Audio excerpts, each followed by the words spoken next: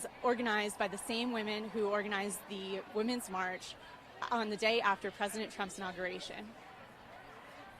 It's a smaller crowd than that day, but we're seeing a lot of excitement and enthusiasm. So we're going to talk to people along the march route down to Zuccotti Park and see what brought them out here and what they think of some of the criticism that a strike asking women to refrain from paid and unpaid labor is very different from asking them to come out on a Saturday like the Women's March was. So be sure to send us in your questions and let us know what you want to see along the way, and stay tuned.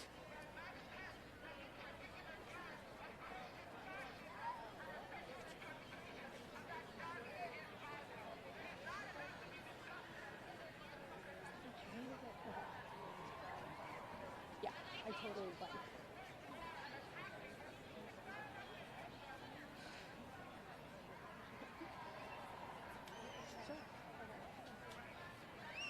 So should I just like...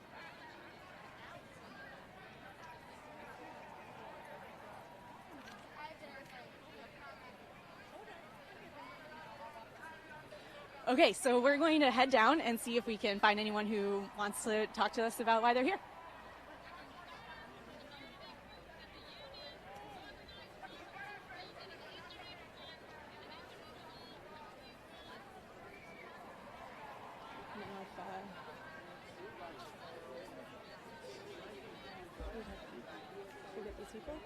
Excuse me, we're live with Vice News right now. Could I ask you a few questions? Sure. Wonderful. First, what's your name? Maureen. And Maureen, what brings you out here today? We have to be solid in solidarity with the women, definitely, and it's a lovely day, and it's a lovely cause. And how about you, sir? Well, my name is Mickey. I come from South America, from Chile, and I just had to be part of this. We feel that we have to build a new world, and this is part of it, so I'm delighted to be here. Great, and what do you hope comes from today and this movement generally? What do you think is a success?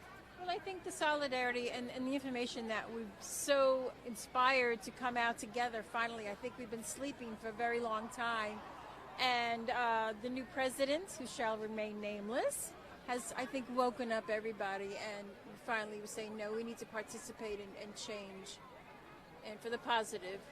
I mean, really, the whole idea of having the Statue of Liberty and then having people not allowed to come in. Are there any specific policy points or issues that are important to you? Equal pay for equal work. I mean, they're all, I've been doing this for a very long time. Just really, and respect of women and their bodies, and people should not tell other people what they can do with their bodies. So, Great, well, thank you so much for your time. Enjoy. Okay. Where to next? Where did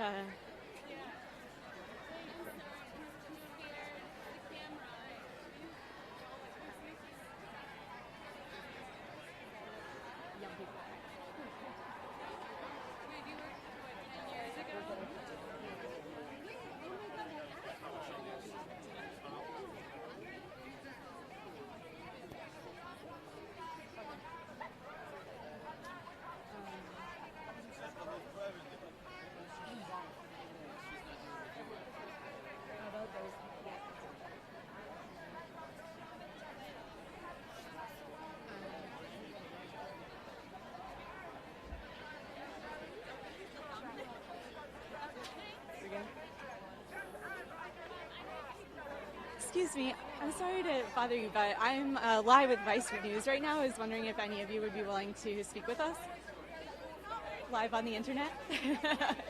Just about why you're here and what you're hoping to see come of today. If not, it's okay. Okay. Okay, no worries, thank you.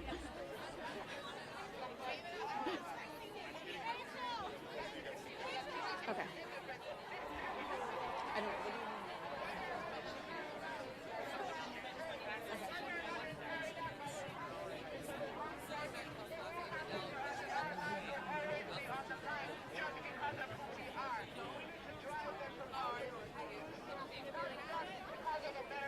Okay, so just for everybody tuning in, we are here in Washington Square Park. This is where the march for A Day Without Women is supposed to start any minute now. The speeches have been going on for over an hour, and we think they're about to head down to start moving. It's a little unclear. The plan is to kind of wind our way down downtown New York and end up in Zuccotti Park, which is, of course, where Occupy Wall Street happened. So lots of kind of significant stops along the way, and hopefully we'll be able to bring you along with us as we talk to some people who feel passionately about why they're out here and get to hear some thoughts on women and equality. So stay tuned and check back in a few minutes.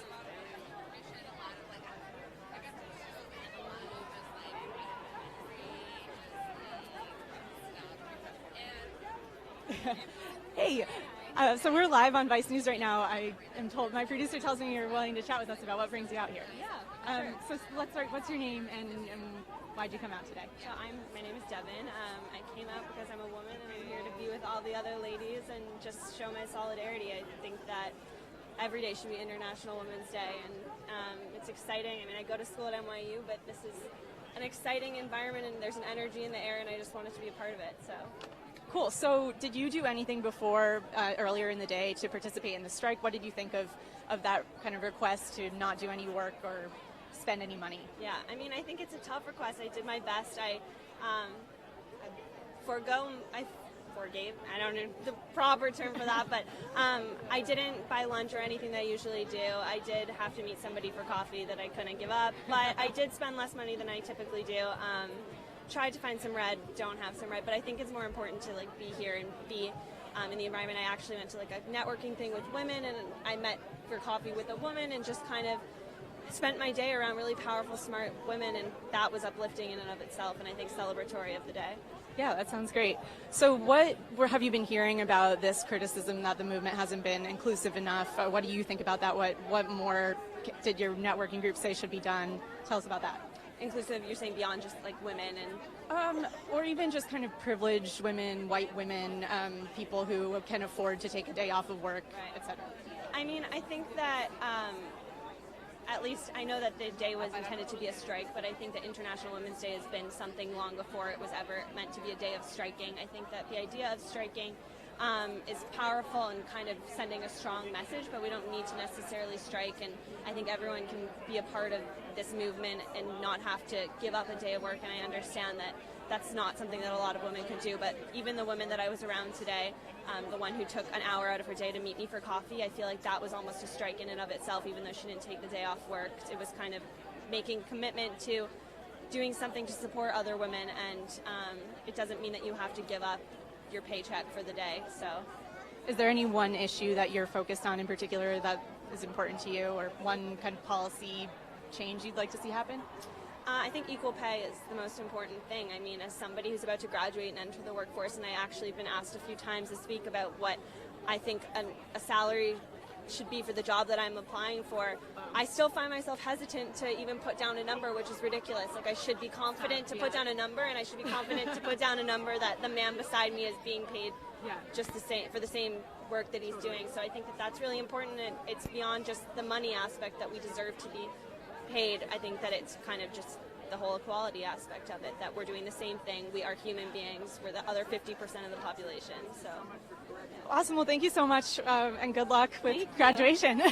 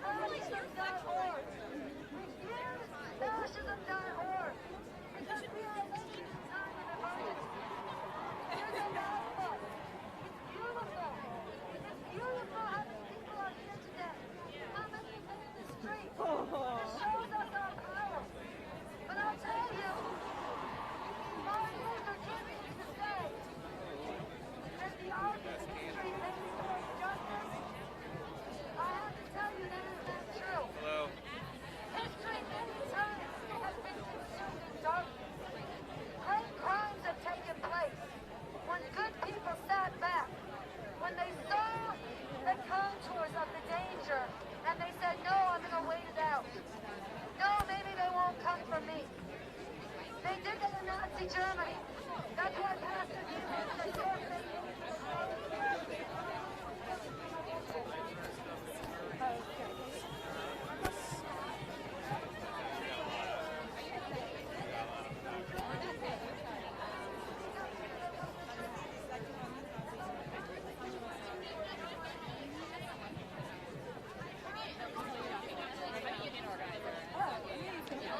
Here's our camera.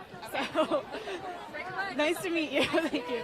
Okay, so could you guys just introduce yourselves, please, and tell us what brings you out here today?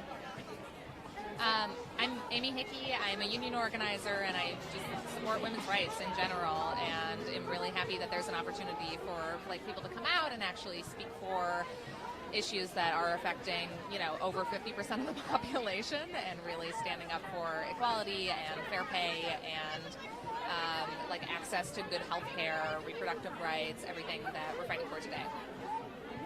I'm Rachel. I'm from Seattle, actually. I'm visiting Amy, and I'm a scientist, and working in a traditionally male-dominated field really highlights a lot of the issues that face women in the workplace.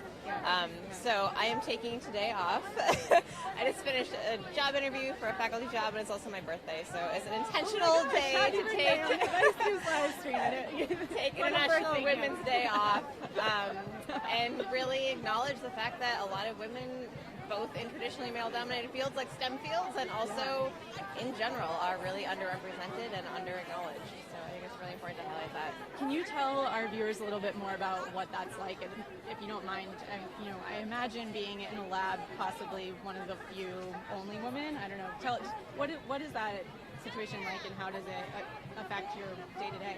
Yeah, so I'm more of a field biologist than a lab scientist, but our field is changing in that a lot of the undergrads are becoming female-dominated, but a lot of the faculty positions and even more high-level academic-style positions in federal agencies are really male-dominated. So it hasn't gotten past the point of being able to acknowledge things like family care and health care and what it means for a woman to want to take time off and have a child or have a family. And just being able to acknowledge those sorts of things and what it means for now almost 50% of our scientist population as well to be facing these issues that are not addressed. And does it affect your projects or your team dynamic at all? Is that something that is top of mind outside of kind of a bigger picture? Not that big picture life goals aren't important, but. Yeah, it definitely does. And I feel really supportive in that I have a great mentor and advisor. So my immediate lab is a good environment, but there's still so many women who I talk to who are being talked over at lab meetings, or in a situation where for peer review and publishing in scientific literature, there are only about 20% peer reviewers who are women, in part because women are not making it into faculty positions. So there's a big imbalance in moving further in your career than just past the stage of grad student or postdoc, and that's something that affects all of us. So then going back to organizing, can you tell us about what you're learning in this kind of moment right now, and what the takeaways maybe even from the Women's March were, kind of bringing us up to today? Maybe I'm taking too much of a leap there. No. I think that's a good question. It's really great seeing people becoming more active where, I think people felt really comfortable before in a way that they thought that they, definitely had a path forward to kind of making even minimal advances on the rights that they already have. And right now everybody feels so under attack right now that they're just we've got to do something. We've got to be active. We've got to participate. We can't depend on politicians to do this for us. We need to be on the streets right now, because the politicians who are in power are terrifying, and they are actively trying to roll back everything that we've been fighting for and gaining over the last 50, 60 years. And so it's encouraging kind of seeing the growth of new movements. It's encouraging seeing people who are approaching us and saying, we want to organize a union because we need to have paid parental leave in the workplace. We need to have fair wages. We need to have a grievance procedure if we're being discriminated against because of gender or because of any other reason. And so I think people are really kind of taking charge in a way that is very encouraging. So are you seeing more of that coming? Are you seeing more of that now, or do you think it's just being talked about more? Is there that difference? I think there really is a growth right now. Like the activity that we've seen on the streets has been really exciting, and I know it's kind of like people can get exhausted because every single day Donald Trump does something awful, and so it takes a lot to be able to respond to that on a daily basis. But I think people are trying to think about long-term strategies. They're building new organizations. I just started to get involved with a new organization called NYC for Abortion Rights that just sprung up in response to attacks on Planned Parenthood. So Like within this week? Within the last month, yeah. So there's just a lot of exciting growth, like new organizations, people who are very serious about thinking about things in a long-term way. Great. Well, good luck today and happy birthday. Thank you so much for taking the time out of your birthday to talk to us. Thank you, guys. Okay, so for those of you just tuning in, so we're still in Washington Square Park. We're still not sure exactly when we're going to be on the move, but the plan still is to walk down with everyone who's participating in A Day Without Women. They're going to head down to Zuccotti Park, and we're trying to just speak with different people along the way to see what brought them out here, to see if they actually participated in the strike. The organizers had asked women not to work, not to do paid or unpaid labor today, which is a big ask, especially for women who might not be in the position to make that decision for themselves without, facing consequences from their employers. So it's been. Speaking of capitalism, lots of hawking going on. What was I saying? I've forgotten. It's very busy here. It's not quite as big a crowd as there was on the Women's March Day after the inauguration, but it's still pretty good turnout, a nice day here in New York, and we're just going to keep seeing what people have to say about the current state of women's equality or inequality.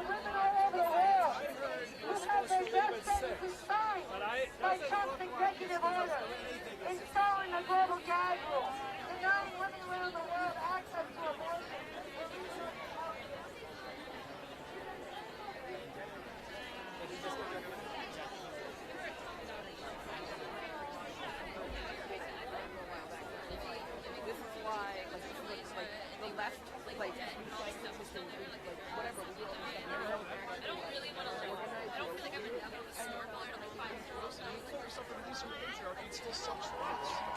Because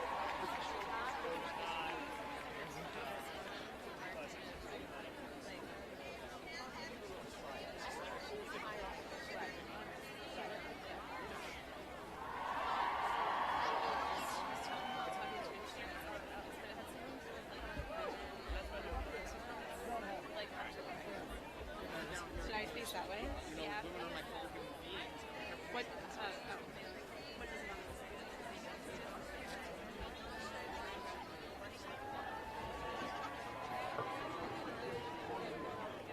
Okay, so we've gotten a little closer to the arch.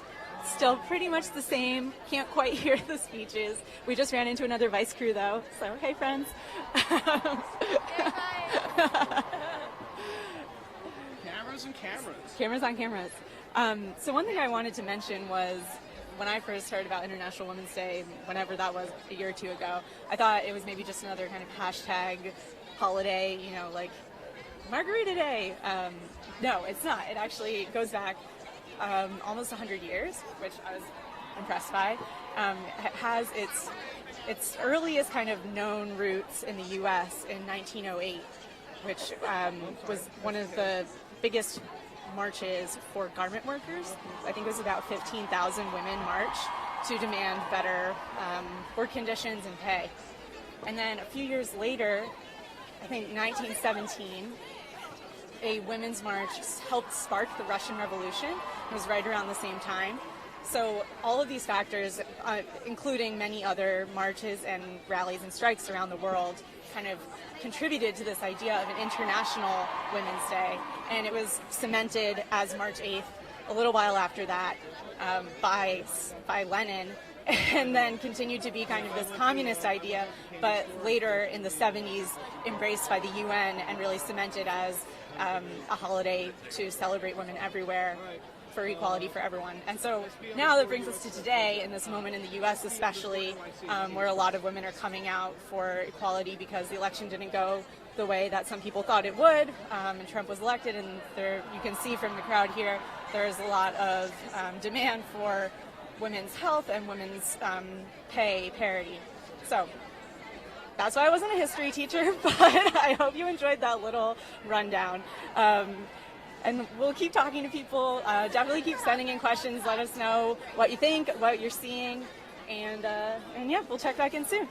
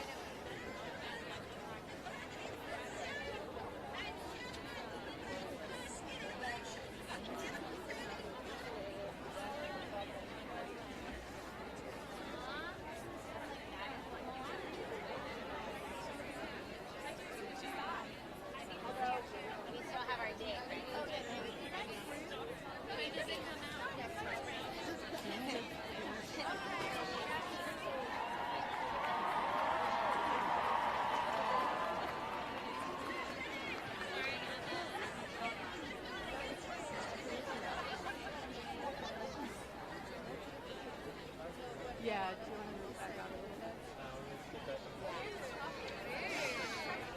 Yeah, love it. I haven't seen this yet. It's gonna go on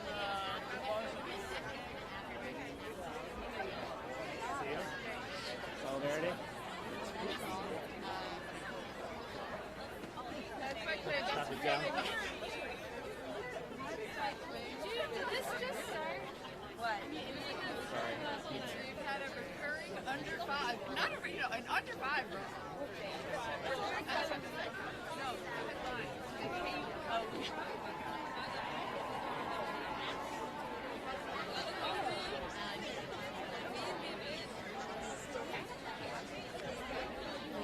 Should we just, like, should I just, like, Yours. Hey guys, I'm Emma. I'm with Vice News. I hear you're cool with being on our live stream. If got to get my camera friend to turn around. There he is. Okay, so cool. Let's start with just your names and what brings you out here today.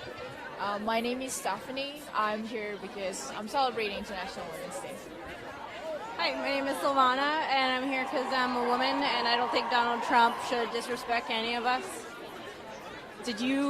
Did either of you participate in the strike earlier today by, not going to work if you're working, or choosing not to spend money, anything like that? What did you think of those kind of guidelines from the organizers?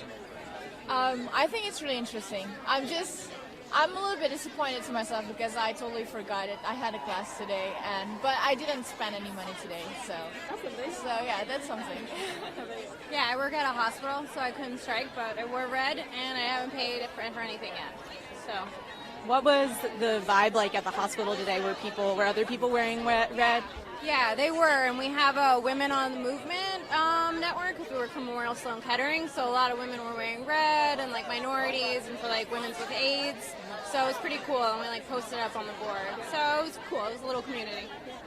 Is this something that you and your colleagues think about or talk about much? Because something that we've been looking at Vice is kind of the breakdown between kind of the male jobs and the female jobs in the healthcare industry, and how there's such disparity between the number of female doctors versus physician's assistants or... Absolutely, yeah. I know one of the pathologists was talking about how more female doctors keep more patients alive, and they were just chuckling about it. I think a lot of people don't like to get too political about it, but definitely female empowerment, I think, is huge in the scientific community with STEM and everything. So I have a bio degree, so everyone's trying to put women into the sciences. So I think it's big.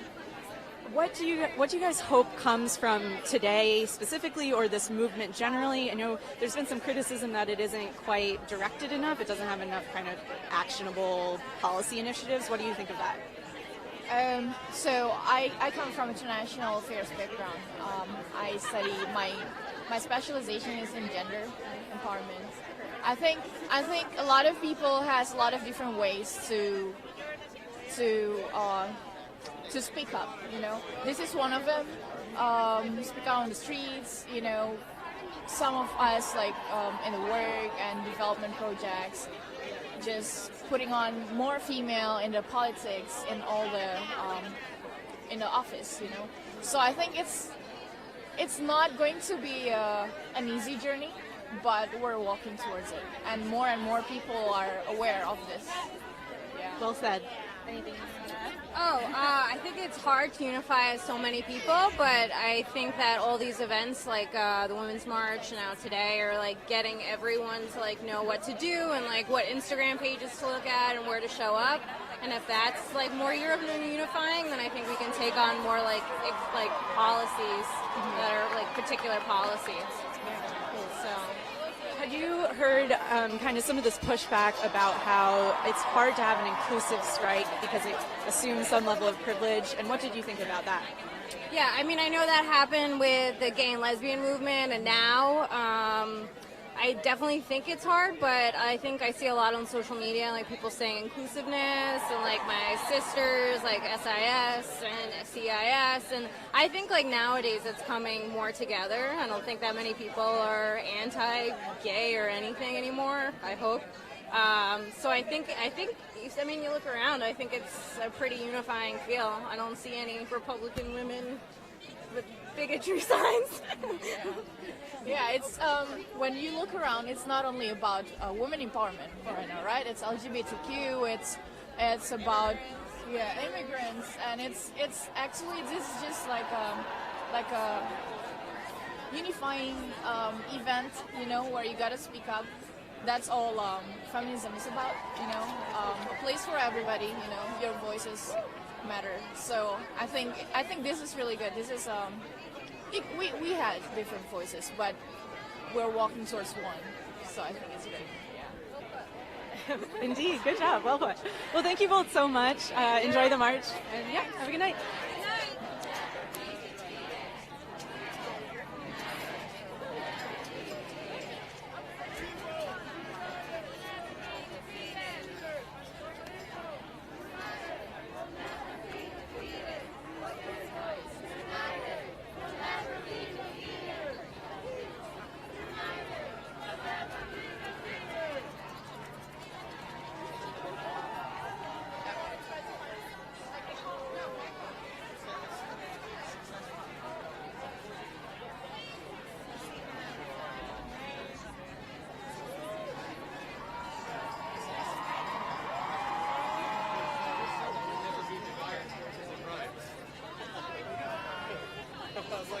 That version actually makes more sense too.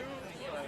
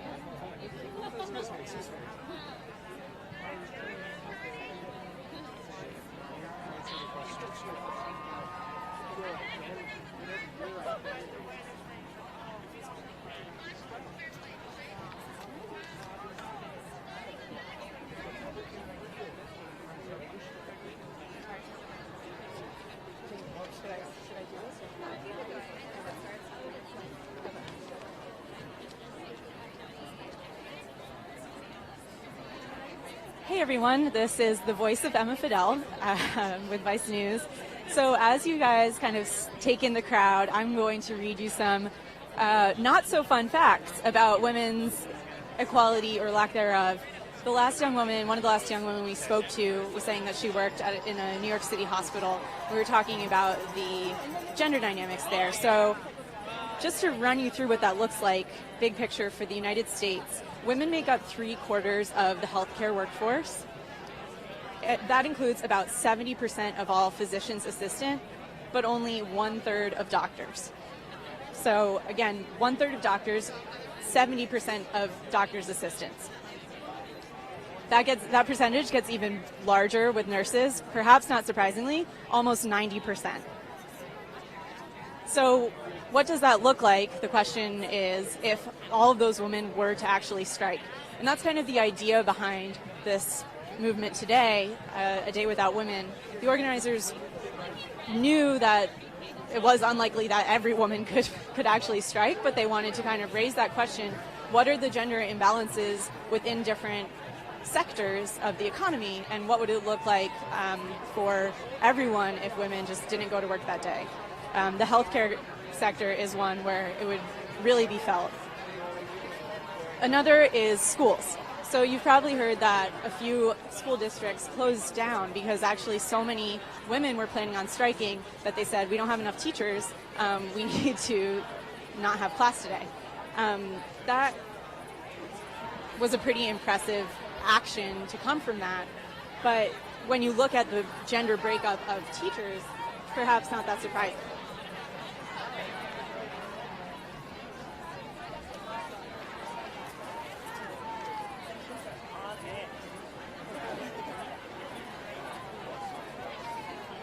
Okay, so that said, women make up about 73% of the education, training, and library occupations. So it's kind of the big picture teacher sector, 73%. But listen to this breakdown. 97.5%, so almost all of preschool and kindergarten teachers are women. But that number drops to 60% for high school teachers and 48% for post-secondary educators.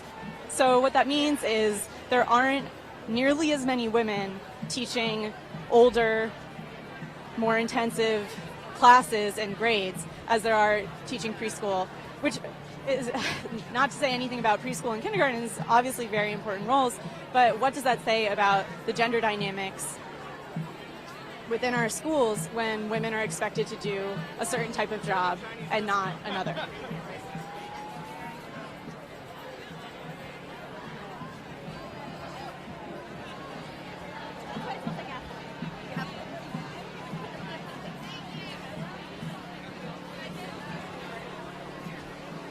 Hey again. So it looks like the march might actually be starting now. Everyone's kind of starting to move that away. So we're going to move that way too. We will be back with some more not so fun facts later. Don't you worry. I know me reading is real fun, but we're going to keep talking to other people, more interesting people, and see what they have to say as we finally get on the move. So let's see what happens.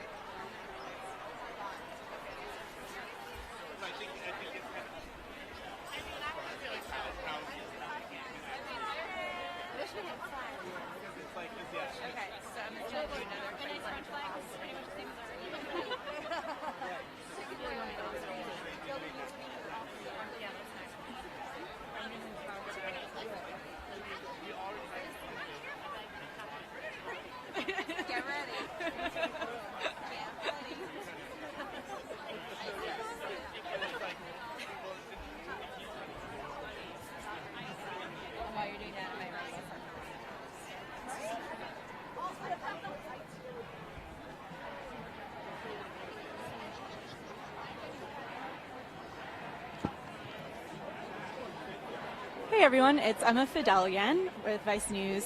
I'm here still right by Washington Square Park in New York City, but we're on the move. And I'm back with some facts. These are more fun facts actually, not unfun facts. I wanted to give you a little bit of context about what the organizers were aiming for when they created this A Day Without Women, this strike that ties in with International Women's Day and an International Women's Strike. The organizers have cited a few different past strikes as kind of inspirations and aspirations. One of them being the strike in Poland in October of 2016, so last fall. About 100,000 women, lots and lots of women in Poland, came out on the same day to strike against a proposed abortion ban that was pretty draconian. And it was such an overwhelming number of women that they were actually credited with having the ban voted down. So that was a really recent example of women striking actually having an effect and having an actionable outcome. So the organizers have cited that a bunch. Another one that's well known in the feminist striking canon is the Women's Day off of October 1975 in Iceland, of all countries.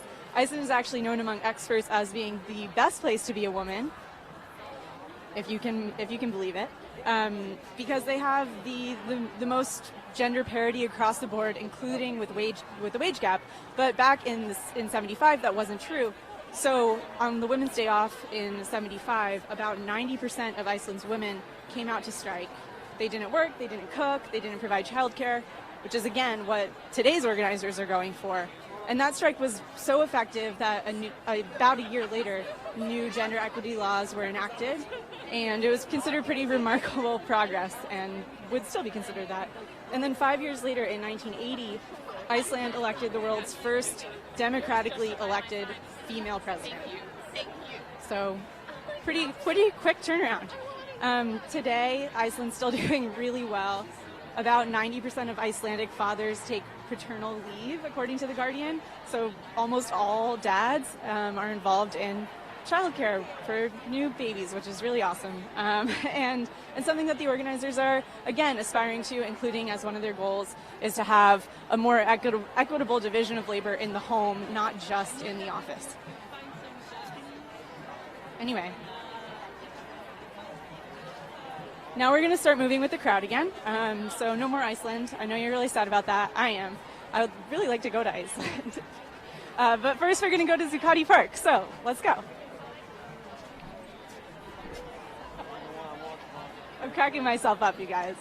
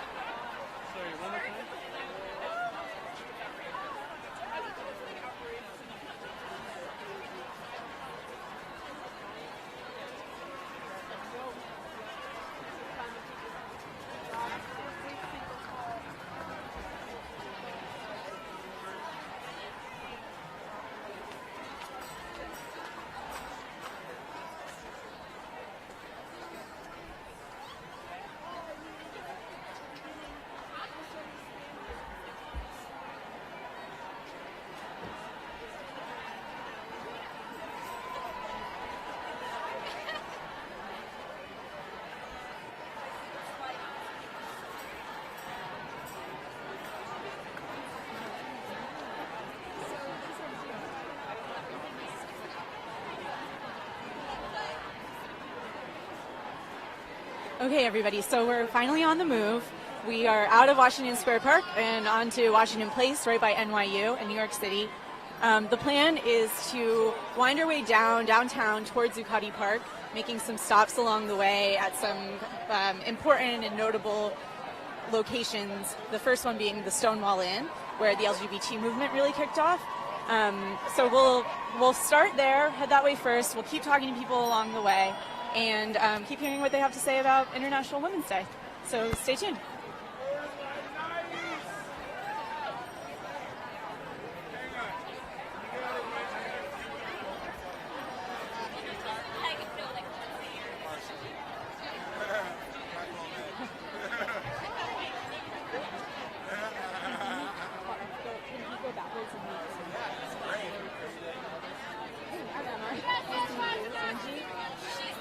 Oh, hi Angela, how are you?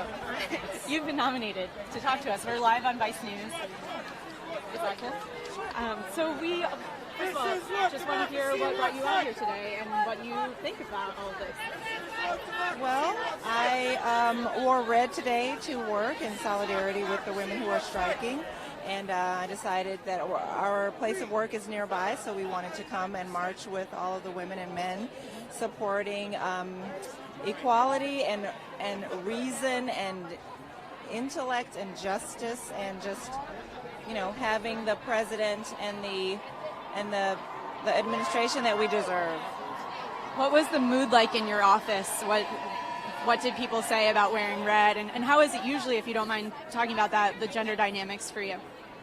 Well, I work in a school, so it is heavily female and majority female, and I think the mood was one of encouragement and solidarity. I had sent an email to a group of people the other day, or actually yesterday, reminding them or inviting them to wear red, and a lot of people did, and so it was kind of it was our way to stand with the women who are striking, who did strike today, since we sort of. Did you consider striking at all? Do you think that is maybe an unrealistic expectation for some women?